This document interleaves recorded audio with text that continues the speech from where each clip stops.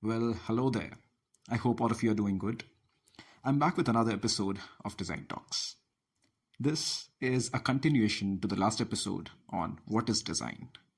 And in this episode, I will try to break down a few different ideas, especially related to the history of design and design education globally and in our country. So, without wasting any more time, this is Rick, and you are listening to the sixth episode of Design Talks on what is design.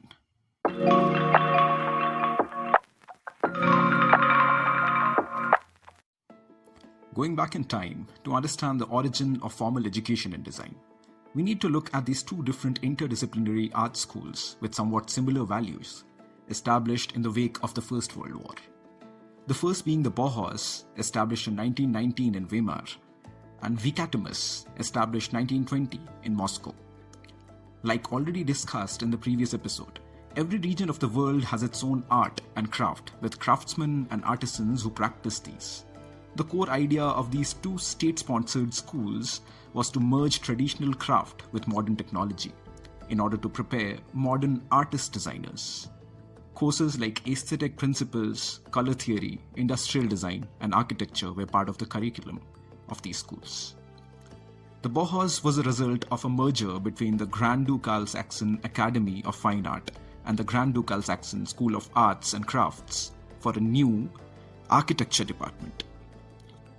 Former director of the Grand Ducal Saxon School of Arts and Crafts was renowned Belgian Art Nouveau architect Henry van de Velde, who suggested architect Walter Gropius to be the director of the Bauhaus. Gropius, who at that point was influenced by the British arts and crafts movement, set the goal for Bauhaus as to create a new guild of craftsmen without the class distinctions which raise an arrogant barrier between craftsman and artist. Over time, the school received numerous faculties who were brilliant artists, sculptors, designers, and painters. By 1923, however, Gropius realized the need to ditch the classical elements of design and architecture and declared, "We want an architecture adapted to our world of machines, radios, and fast cars." This style in architecture and consumer goods was to be functional, cheap, and consistent with mass production. To these ends, Gropius wanted to reunite art and craft to arrive at high-end functional products with artistic merit, and hence the school's philosophy stated that the artist should be trained to work with the industry. Numerous typefaces and products are attributed to Bauhaus. Among notable students produced by Bauhaus are Philip Johnson, I.M. Pei, Lawrence Halprin, and Paul Rudolph, among many others. Unfortunately, Bauhaus was forced to shut in 1933 by the Nazis because they viewed it as a breeding ground for what they called cultural Bolshevism. Ludwig Mies van der Rohe was the last director of Bauhaus. Now, politics and design is a huge topic in itself, which can make a series with not less than 10 episodes to start with. So I'll keep that line separately and maybe get some subject matter experts on the talk for their opinion on the same. Okay, now moving to 1953. Max Bill, together with Ing Asher Skoll and Otto Asher, founded the Ulm School of Design in Ulm, Germany, a design school in the tradition of the Bauhaus. The school is notable for its inclusion of semiotics as a field of study. The school closed in 1968, but the Ulm model concept continues to influence international design education even today. Now, when we discuss design education in India, there have been numerous important arts and crafts schools throughout the nation. A few worthy of mention are the Madras School of Art, established in 1850 by Alexander, a resident surgeon of the Madras Presidency. This school was closely associated with the Government School of Design in Britain. However, the word design was added to the name of Madras School of Art only after they opened an industrial arts section after its foundation. Another old school was the Government College of Art and Craft, Kolkata, founded in Garanhata, Chitpur, in 1854 as the School of Industrial Art. The principal, Locke, however, stressed the imparting of art education along the lines of the South Kensington School of London. He remained principal of the Government School of Art until 1882.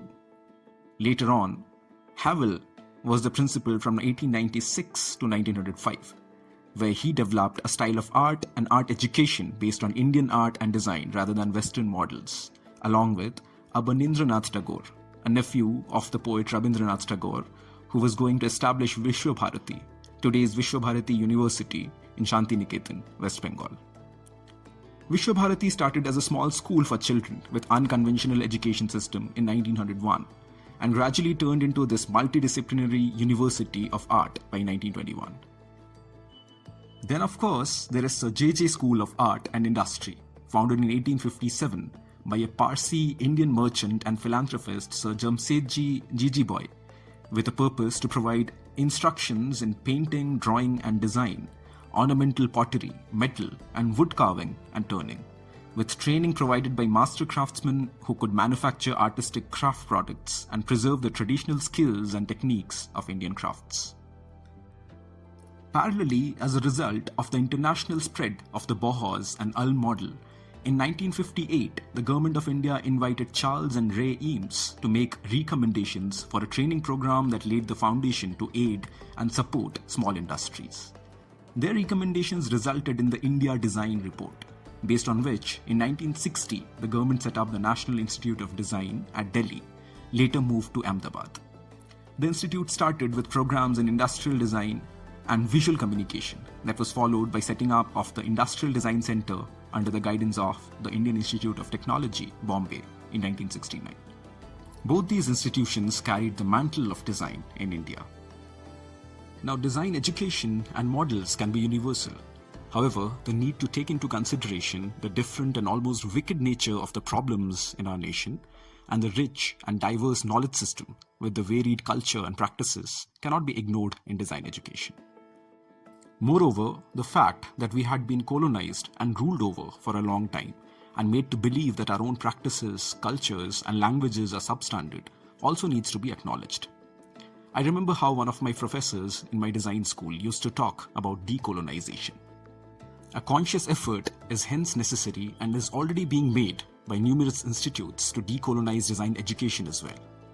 And that is where the word Abhikalpana finds its origin. It's a word of Indian origin that can be used most effectively for design. A lot of design departments in India are now starting to use the name Abhikalp Vibhag for themselves.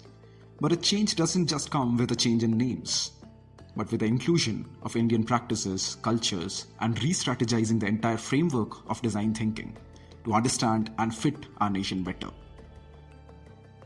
Now that was a long podcast, and with this, we have reached the end of it. Do not forget to let me know how you liked this episode. I'll see you in the next episode soon. Till then, stay safe, have fun.